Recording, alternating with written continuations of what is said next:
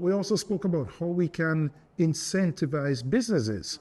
We want businesses to be the backbone of our growth. And when we look at our businesses, our micro, small, and medium-sized enterprises are the foundation of that growth. We're saying we're going to give them incentives. For the first 3 years of the operation, we're going to waive corporate income tax. Now, why are we doing this? Many MSMEs stay outside the formal system to avoid paying tax. We want them to come into the formal system. But we're saying go there, grow your business, sell your services, sell your goods, and you don't have to worry about corporate income tax for the first 3 years. We're also saying we're going to ensure that you have good access to DBJ money. There's DBJ money, but the way it is structured, many of them can't access it. Why?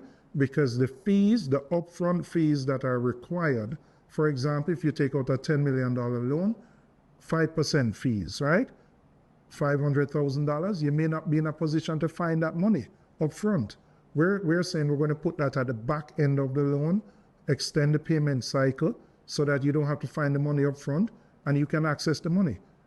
When I sit in Parliament, it bothers me that there's so many occasions where we have to return money that is allocated to the DBJ because people can't access it. So we want to make government more efficient. We want to provide the support for all micro, small, and medium-sized enterprises that they can grow. They're the engine of growth.